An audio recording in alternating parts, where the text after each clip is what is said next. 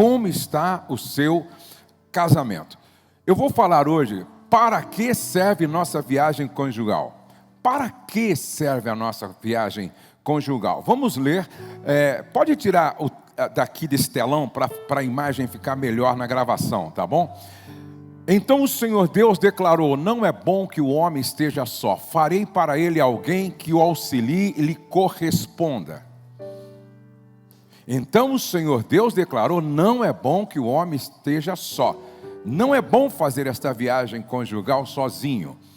É melhor ter companhia do que estar sozinho, porque maior é a recompensa do trabalho de duas pessoas. Se um cair, o amigo pode ajudá-lo a levantar-se, mas pobre do homem que cai e não tem quem o ajude a levantar-se. A viagem conjugal é uma escola. Repete comigo. A viagem conjugal é uma escola que nos ensina a ser o que nunca fomos. Por exemplo, deixa eu mais para frente aqui. Ser casal, ser marido, ser esposa. Veja, nós temos uma agenda que é a agenda do casal. Temos uma agenda que é a agenda da esposa.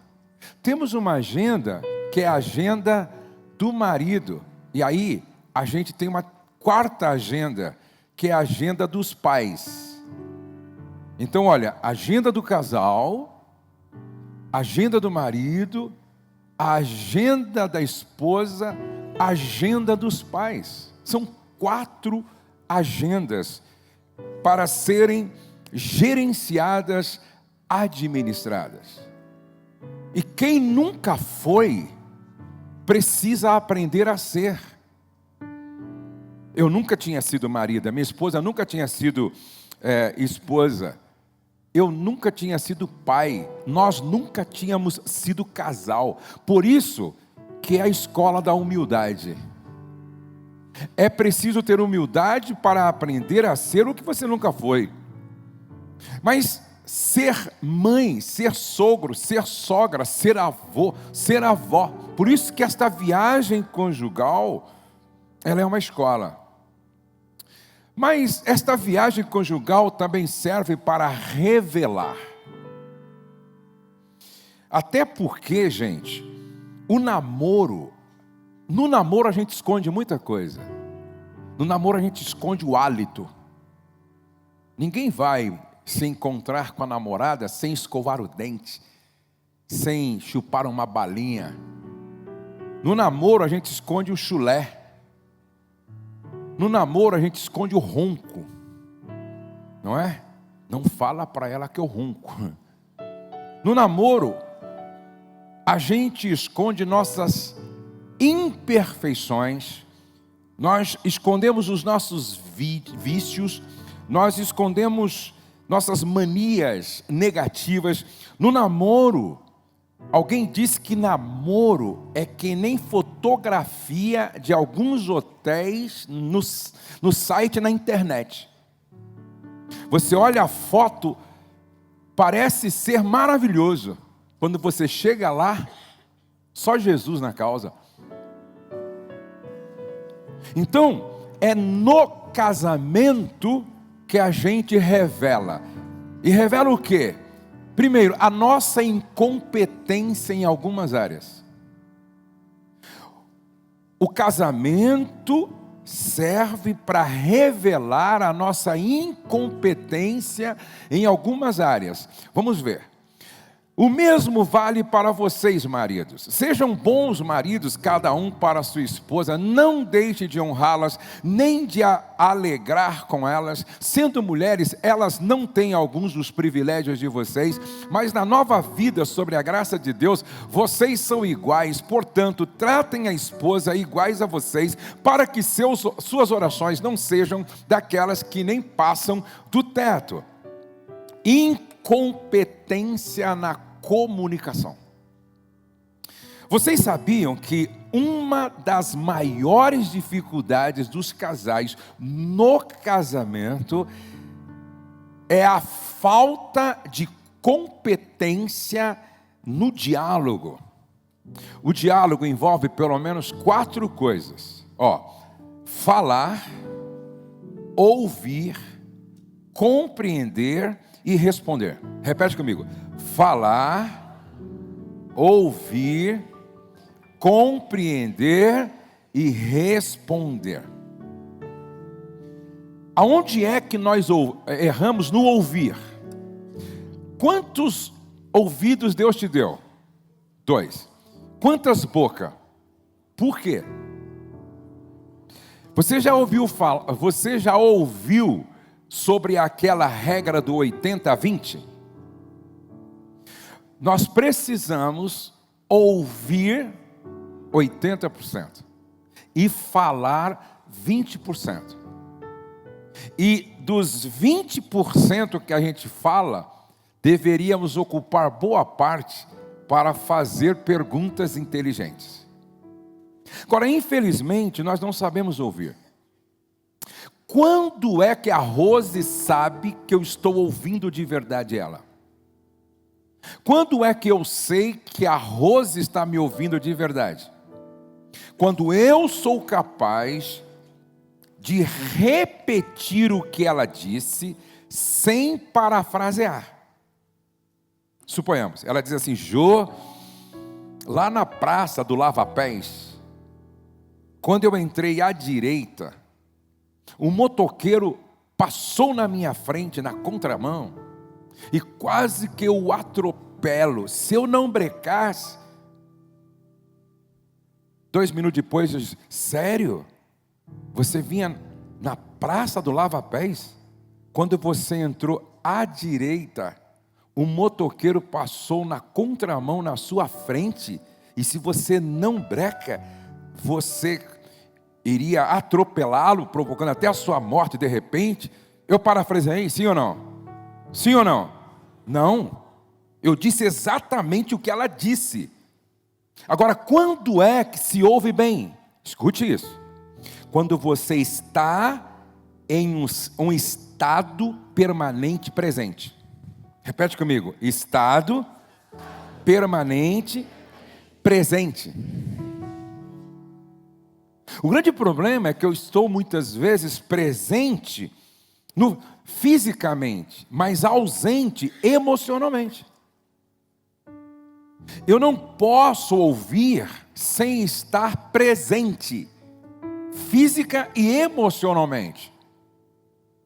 A gente ouve com os olhos, a gente ouve com a expressão facial, a gente ouve com a expressão corporal, a gente ouve fazendo perguntas, a gente ouve quando a gente pega o celular, põe no modo avião e faz assim, para baixo assim, A gente ouve quando a gente fecha o computador. A gente ouve quando desliga a televisão. A gente ouve quando a gente olha nos olhos de quem está falando. Aí eu ouço bem. É estar presente quando o outro está falando. Presta atenção, vou repetir o que eu já contei aqui. Barack Obama, quando o presidente dos Estados Unidos estava conversando com a jornalista. E a jornalista fez a seguinte pergunta para ele: presidente, neste momento, qual é a pessoa mais importante do universo para o senhor? Ele disse: você. Sério? Eu? Como assim, presidente? Eu sou a pessoa mais importante do mundo para o senhor? Agora, sim. Para mim, sempre, quem está na minha frente, falando comigo, é a pessoa mais importante do mundo. Já pensou se a sua mulher se sentisse assim? Já pensou se seu marido se sentisse assim? Já pensou se a sua filha se sentisse assim? Já pensou se o seu filho se sentisse assim? Falar. Então é ouvir, falar. Eu vou falar algo aqui óbvio, só que nós não estamos fazendo óbvio. Quem é que fala bem? Primeiro, quem pensa antes de falar. Eu aprendi isso. Quantas vezes eu estou sentado com a minha esposa e vem assim, ó, algo para eu falar. Aí eu faço algumas perguntas. O que eu vou falar vai agregar valor ao nosso momento? O que eu vou falar vai contribuir para algo muito positivo? O que eu vou falar vai tornar esse jantar melhor? O que eu vou falar é uma necessidade para falar agora? O que eu vou falar vai edificar? Não. Então eu engulo, vou no banheiro e faço xixi. Porque de repente aquilo nunca eu vou falar, porque não faz sentido falar. Agora beleza, não, eu preciso falar. É necessário falar, é importante falar. Aí eu faço uma segunda pergunta. É o melhor momento? Não. Aí eu faço a terceira pergunta. Então quando falar? Vou falar amanhã às 9 horas, porque é sábado, é domingo, falar 9 horas. Ok, então qual é o melhor lugar? Então o que falar? Por que falar? Quando falar? Onde falar? Se as pessoas fizessem essas perguntas para si mesmas, errariam menos. Errariam menos. Tem pessoas que falam o certo na pior hora. Falam o certo no pior lugar. Deixa eu contar uma história da minha esposa aqui. E ela fez isso com muita inocência. Eu cheguei de viagem, com muita saudade da minha esposa. Eu já estava ensaiando assim, como é que ia ser o avivamento no quarto. E a gente eu com uma saudade dela, e com certeza ela de mim. Quando nós entrando no quarto, para acender a fogueira, ela olhou para mim e disse assim: Jô, você não sabe quem foi assaltada. Eu disse: que romântico, que sensual, que excitante. Você não sabe quem foi assaltada. Aí eu olhei bem para ela e falei assim: estou com a saudade de você. Aí ela entendeu. Ela deu uma risada assim e mudou de assunto. Aí no outro dia no café ela mesma: onde é que eu estava com a cabeça? De falar de assalto naquela hora. Mas às vezes a gente não é intencionalmente, não é a propósito. Às vezes a gente não se dá conta. Eu lembro uma vez que eu estava comendo uma pizza deliciosa e eu estava na frente do irmão que era dono de uma funerária, e ele que cuidava dos defuntos. E ele começou a contar. Quando ele pegava alguns defuntos em estado de putrefação, para poder arrumar, para colocar no caixão, e eu comendo a pizza. Daqui a pouco me senti comendo um dedo.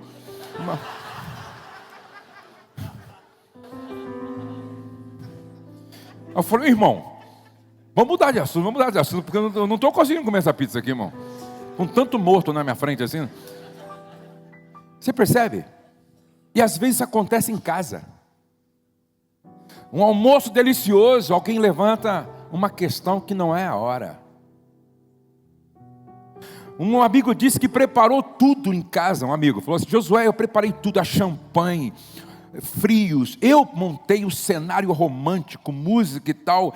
E nós conversando, nós sentando à mesa para aquele momento assim romântico. Alguém, não sei se colocaram o bebê para dormir, ou alguém estava cuidando do bebê e tal. E de repente, a mulher levanta uma questão que o romantismo virou num ambiente de inferno. Uma confusão que quase que foi salame para a cara do outro. Percebe? Talvez o mesmo assunto, se fosse falado na hora certa, no lugar certo, eles teriam tido um resultado certo. Então vai aqui um conselho. Vocês estão viajando para a praia, para um tempo de descanso, Para de falar de problema de colaborador na empresa. Para que levantar essa questão da sogra, do sogro, da cunhada, do cunhado? Para que levantar outras questões que não tem? Gente, eu e a minha esposa, nós fazemos esse treinamento. A gente não traz questões complexas para momentos que não é para isso. Lugares que não é para isso. Não é para isso. Então, ouvir, falar o certo no lugar certo, na hora certa, e do jeito certo. Do jeito certo. Tem gente que fala o certo, mas da forma errada, é o tom errado, o momento, a forma de colocar errada. Compreender, você só compreende, preste atenção nisso, você só compreende se você se colocar no lugar do outro para ver na perspectiva do outro. Nós somos muito rápidos em pré-julgar. Por exemplo, eu fui dormir 2 horas da manhã. Preocupado, acordei 6 horas da manhã aqui. E já vinha do outro dia muito cansado. Aí eu tirei 300 fotografias. E fiquei sabendo de uma demanda que eu preciso resolver lá dentro rápido. Aí eu passo por um irmão preocupado e por uma irmã, eles me pedem para tirar uma foto, eu falei, pode ser, depois eu volto aqui, tiro e vou. Esse irmão, de repente, vai me amaldiçoando. Deveria não ter vindo, pô. Que cara indiferente. Pedi para tirar uma foto. Veja como nós somos, como a gente pré-julga fácil. Por que não pensar, peraí, o pastor está tão focado, tão preocupado, são tantas demandas, eu vi ele tirando lá tantas fotos, mas nós somos muito rápidos, e isso acontece na sua casa, isso acontece no trânsito, isso acontece na igreja. Preste atenção, gente, quando você vê alguém no caixa, te atendendo com uma cara feia, e às vezes com uma cara de quem chorou, é mais fácil dizer, por que está aqui? Não deveria estar aqui. Que tal você perguntar, algum problema? A dona Marlene Guerrato tinha um hábito, quando ela chegava no supermercado, ela sempre fazia isso, ela comprava um chocolatezinho, um bombom, um presentinho. Quando ela chegava no caixa, ela mandava passar toda a compra, e aí mandava passar aquele bombom também. E quando a pessoa pagava, ela dizia, então, comprei para você. Deus te ama tanto, que Ele disse para mim, entregar isso aqui para você, e dizer o quanto você é especial. Quantas pessoas choravam. Quantas pessoas com a cara feia mudavam o semblante. Pare de pré-julgar todo mundo. E se coloque no lugar da pessoa e faça pelo menos uma pergunta. Estava jantando com a minha família no dia do aniversário da Letícia. E o Pedro sentou no meu lado. E ele estava meio triste. De repente o Douglas parou a conversa nossa, olhou para ele, colocou assim a mão na mão dele, falou, olhou nos olhos dele e falou, você está bem? Você está bem? É isso. É isso, você está bem? Posso orar por você? Posso te dar um abraço? Não interprete, pergunte. Guarda isso, não interprete. Por que você chegou atrasado? Por quê? Por que você está com essa carinha? Posso te ajudar em alguma coisa? Isso é empatia, gente. Jesus era empático. Então primeiro ouvir, falar, se colocar no lugar do outro. Ouça muito mais preocupado em compreender do que em responder. E quarto, responda. Mas responda respeitando. Responda honrando. Responda sem ferir, sem machucar. Até para dizer não, a gente precisa usar o tom certo. O casamento serve para revelar não só as nossas essas incompetências, mas ele serve também para revelar os nossos pontos cegos. Por que que Deus não te fez com olhos na nuca? Já parou para pensar nisso? Por que que Deus não colocou 2 olhos aqui assim, ó? Por quê? Por que que a forma como Deus colocou os seus olhos te impede de você enxergar debaixo do seu queixo? A maior prova de que Deus nos criou para a interdependência está na forma com que Ele nos criou. Eu não consigo enxergar as minhas costas, eu preciso da minha esposa. Dá uma olhada aqui. Eu preciso de um amigo. Dá uma olhada o que está acontecendo aqui. Eu não consigo enxergar atrás da minha orelha. Eu não consigo enxergar no meu ouvido.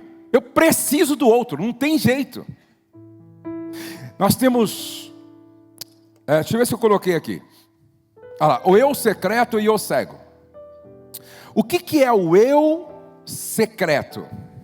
É tudo que eu sei que está dentro de mim, muitas vezes me matando, e você não sabe. Esse é o eu secreto. São as dúvidas que eu carrego, as dores que eu carrego, as tentações que eu carrego. Esse é o eu secreto. Só eu sei. Agora, o que é o eu cego? O eu cego é o que todo mundo enxerga e só eu não percebo. Esse é o eu cego. Todos nós temos pontos cegos, todos nós. Não tem bom aqui, não tem profeta, não tem apóstolo, não tem pastor, não tem santo, santíssimo, não tem. Todos nós temos pontos cegos. É por isso, presta atenção.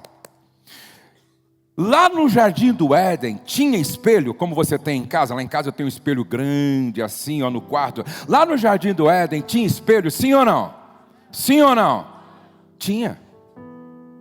Era Eva, a espelha do Adão. Era o Adão, o espelho de Eva. Então lá não tinha esse espelho, como nós temos lá em casa, para nos enxergar. Mas tinha o outro. Como é que está meu cabelo aí, Eva? Ô Eva, como é que está meu cabelo? Eu estou aí. Está falando aqui? Fica ligado, se estiver falando, vamos trocar, tá? Como é que eu estou? Eu acho que está falhando, hein? Vamos trocar.